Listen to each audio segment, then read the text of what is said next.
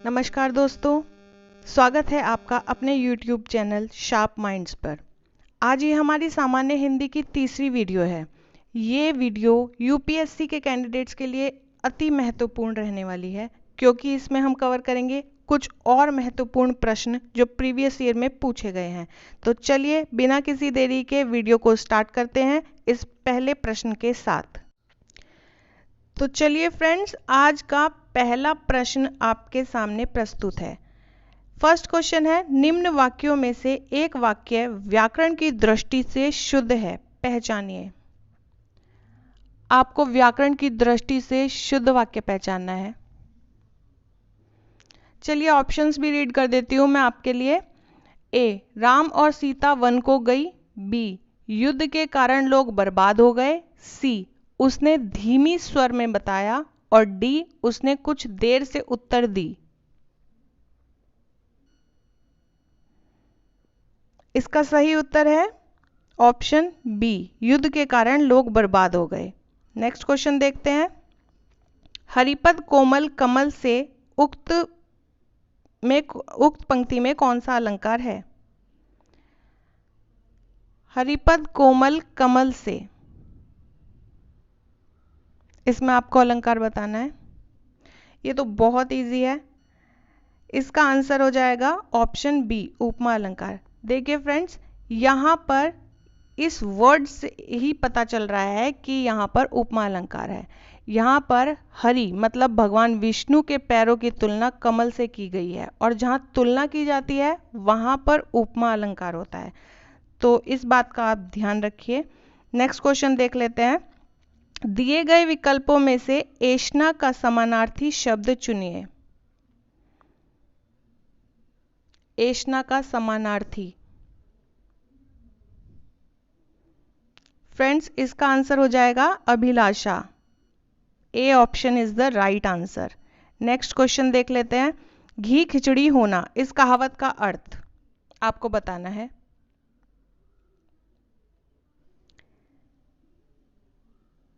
घी खिचड़ी होना, स्वाद बढ़ाना, मकर संक्रांति पर्व मनाना, पौष्टिकता में वृद्धि होना, या खूब घुलना मिलना। इसका सही उत्तर है डी, खूब घुलना मिलना। नेक्स्ट क्वेश्चन देख लेते हैं।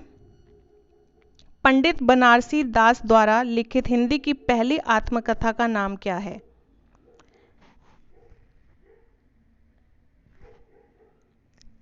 हिंदी की पहली आत्मकथा जो पंडित बनारसी दास द्वारा लिखी गई है,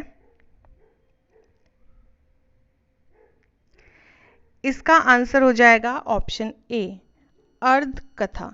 देखिए फ्रेंड्स, इसे अर्ध कथा या अर्ध कथानक भी बोलते हैं, और ये कथा सन 1641 ईस्वी में लिखी गई है। नेक्स्ट क्वेश्चन देख लेते हैं। नदी का जल ठंडा है का सामान्य बहुवचन आपको बताना है।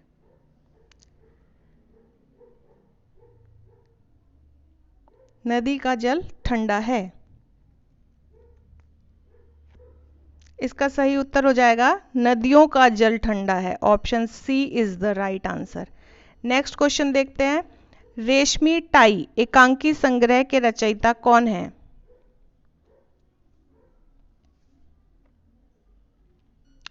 सही उत्तर है option A, Ram Kumar Verma. Next question. बिनु पग चले सुने बिनु काना, इसमें आपको अलंकार पहचानना है।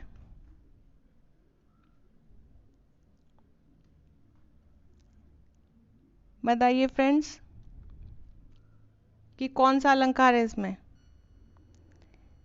देखिए, इसका राइट आंसर है विभावना अलंकार। Option A is the right answer. विभावना अलंकार कहाँ पर होता है? जहाँ बिना किसी कारण के ही कार्य हो जाए, वहां समझो विभावना अलंकार होता है। समझो क्या होता ही है। नेक्स्ट क्वेश्चन देख लेते हैं। मेरे कुर्ता पजामा में 3.5 मीटर कपड़ा लगेगा, वाक्य में विशेषण पहचानिए। आपको बताना है कि कौन सा विशेषण है इस वाक्य में। संख्यावाचक, परिमाणवाचक, गुणवाचक या संकेतवाचक। इसका सही उत्तर है बी, परिमाणवाचक।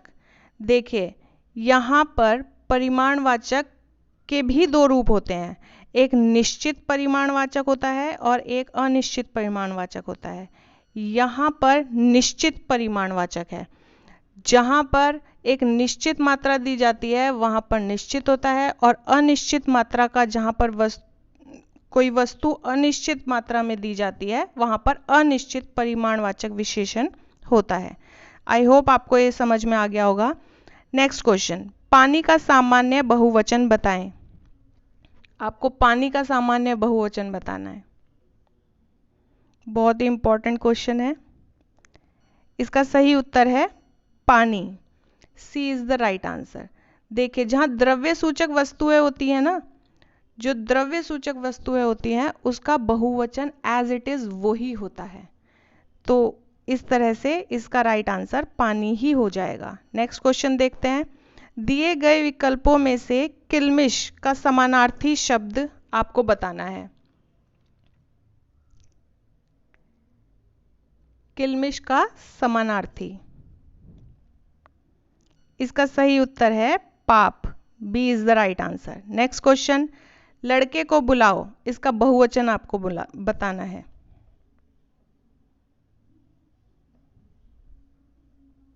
लड़के को बुलाओ, इसका सही उत्तर हो जाएगा लड़कों को बुलाओ। देखिए, बच्चे बहुत कंफ्यूज हो जाते हैं। ए और डी दोनों एक तरह से ही लग रहे हैं, बस एक बहुत माइनर सी मिस्टेक है ए में, जो कि है ये अंकी बिंदी।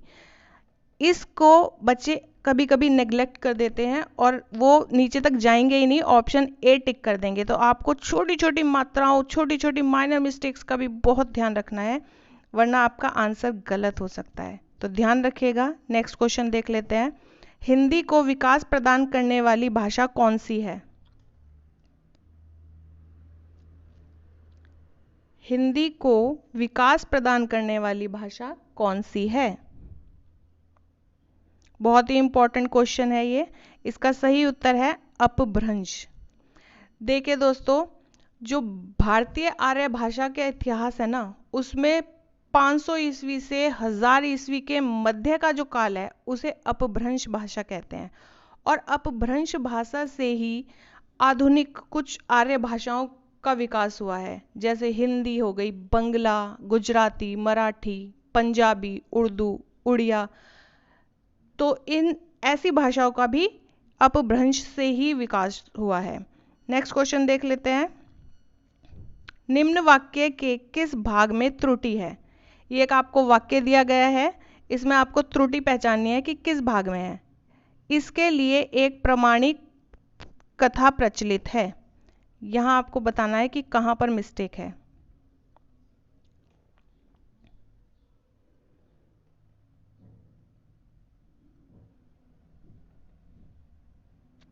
इसका सही उत्तर है ऑप्शन डी, एक प्रमाणिक। देखिए, ये प्रमाणिक में बड़ी की मात्रा है, यहाँ पर छोटी की मात्रा लगेगी, तो एक प्रमाणिक में त्रुटि है। नेक्स्ट क्वेश्चन देख लेते हैं। दिल्ली की डैश एशिया में डैश स्थान रखती है। आपको ये रिक्त स्थान भरना है। दिल्ली की डैश एशिया में डैश स्थान रखती है।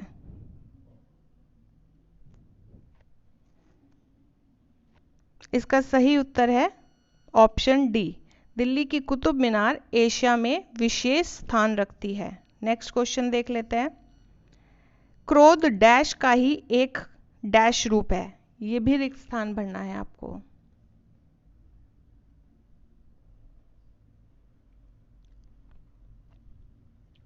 क्रोध डैश का ही एक डैश रूप है। इसका सही उत्तर है ऑप्शन बी, तामसिकता का ही एक घिनौना रूप है। Next question. कदाचित संध्या को पानी बरसे, इसमें आपको काल पहचानना है कि कौन सा काल है।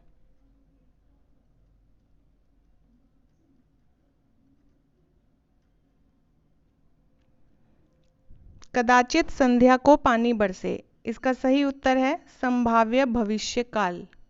देखिए फ्रेंड्स, जब भविष्य में किसी कार्य के होने की संभावना व्यक्त की जाती है ना, वहां पर संभाव्य भविष्य काल होता है। यहाँ पर बोला जा रहा है कदाचित संध्या को पानी बरसे, कि शायद शाम में पानी बरस सकता है, बारिश हो सकती है। तो वहाँ संभाव्य, एक संभावना व्यक्त की जा रही है कि भविष्य में ऐसा हो सकता है, तो इसलिए यहाँ पर हो जाएगा संभाव्य भविष्यकाल। नेक्स्ट क्वेश्चन देख लेते हैं। दिए गए विकल्पों में से ऊर्जा का समानार्थी शब्द चुनिए। आपको ऊर्जा का समानार्थी बताना है। इसका सही उत्तर है ऑप्शन ए, शक्ति। नेक्स्ट क्वेश्चन देख लेते हैं। कुछ बच्चे इधर आओ, वाक्य में विशेषण पहचानिए।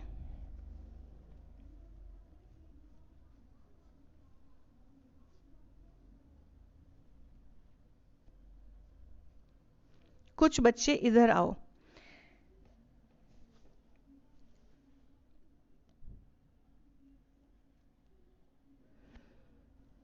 इसका सही उत्तर है संख्यावाचक।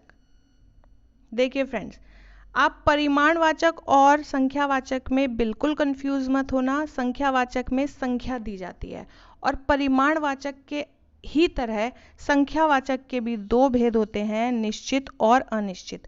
जहां पर्टिकुलर संख्या ही दी गई हो कि 2 बच्चे इधर आओ या 5 बच्चे इधर आओ, वहां पर निश्चित हो जाएगा। और जहां पर कुछ थोड़ा इस तरह से होगा, वहां पर अनिश्चित संख्यावाचक विशेषण होगा। तो यहाँ पर है कुछ बच्चे इधर आओ, जिन्हें गिन सकते हैं हम, बट वहां पर्टिकुलर नंबर नहीं दिया गया है, तो वहां अनिश्चित संख्यावाचक विशेषण होगा। अगर यहाँ पर ऑप्शंस में निश्चित और अनिश्चित भी दिए गए होते, संख्यावाचक को ही 2 प्रकार से दे दिया गया होता, तो वहां पर अनिश्चित होता। लेकिन यहाँ पर सिर्फ पर्टिकुलर संख्यावाचक दिया गया है, तो आपको संख्यावाचक के साथ जाना है। नेक्स्ट क्वेश्चन देख लेते हैं। मौसम आज कुछ सुहावना सा है। इसमें सुहावना शब्द किसका परिचायक शब्द है?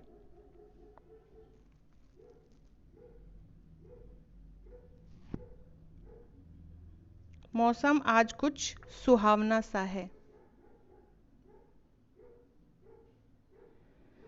देखिए, इसका तो बहुत इजी है, विशेषण।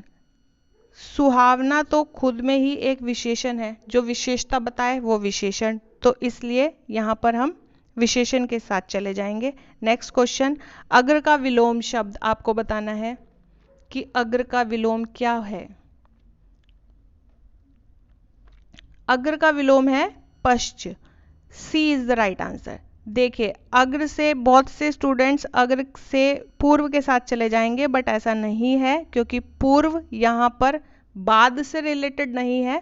पूर्व यहाँ पे पश्चिम दिशा के अकॉर्डिंग लिया गया है। पूर्व का हो जाएगा पश्चिम, आगे का हो जाएगा पीछे, नीचे का हो जाएगा ऊपर, अग्र का हो जाएगा पश्च। तो ये इसका राइट आंसर है। नेक्स्ट क्वेश्चन देख लेते हैं। घटा शब्द का बहुवचन, आपको घटा का बहुवचन बताना है।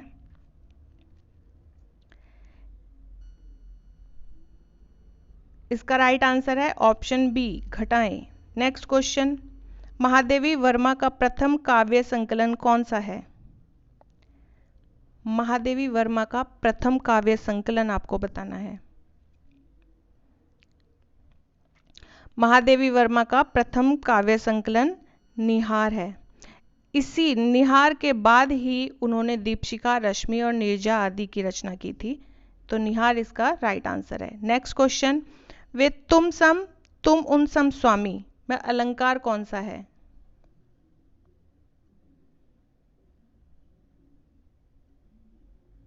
वे तुम सम तुम उन सम स्वामी, इसमें आपको अलंकार बताना है। इसका राइट आंसर है उपमा अलंकार। देखिए, ये सम और सम, इनसे ही पता चल रहा है कि यहाँ पर कंपैरिजन या तुलना की गई है। तो यहाँ पर दो व्यक्तियों या वस्तुओं के बीच में अगर ऐसा हो रहा होता है, कंपैरिजन हो रहा होता है, तो वहाँ पर उपमा अलंकार होता है। नेक्स्ट क्वेश्चन देख लेते हैं। दिए गए विकल्पों में से अनुप्रास अलंकार का उचित उदाहरण पहचानिए।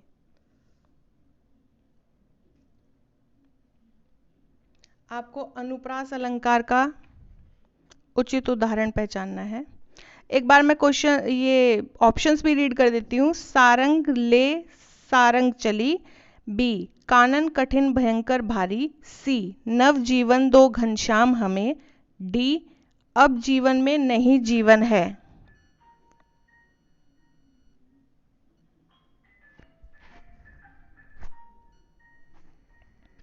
तो फ्रेंड्स, इसका राइट आंसर है ऑप्शन बी, कानन कठिन भयंकर भारी। देखिए, अनुप्रास अलंकार कहाँ होता है? जहां वर्णों की आवृत्ति होती है, मतलब रिपीटिशन होता है जहां पर, वहां पर अनुप्रास अलंकार होता है। देखिए, जैसे इसमें कानन क को रिपीट हो रहा है, न भी रिपीट हो रहा है, भ भी रिपीट हो रहा है, र भी रिपीट हो रहा है। तो ऐसे अगर वर्णों में किसी पर्टिकुलर वर्ण की आवृत्ति, शब्दों में वर्ण की आवृत्ति हो ना, वहां पर अनुप्रास अलंकार होता है। आई होप आपको समझ में आ गया होगा। तो ये था आज का हमारा लास्ट क्वेश्चन। तो अगर आपको ये वीडियो पसंद आई हो तो प्लीज़ इस वीडियो को लाइक करिए, शेयर करिए। आपको और क्या चाहिए कि हम आपकी अपनी वीडियो में किस तरह के प्रश्न लाएं, आप कमेंट बॉक्स में ज़रूर बताइएगा। और हमारे चैनल को सब्सक्राइब करिए ताकि फ्यूचर में इसी तरह की वीडियोस आपको मिलती रहे। बेल आइकन को भी ज़रूर प्रेस करिएगा। तो तब तक आप अपना ध्यान रखिए, पढ़िए, बहुत अच्छे से मेहनत करिए। मैं आपको मिलती हूँ अपने नेक्स्ट वीडियो में। तब तक के लिए thank you for watching this video. जय हिंद।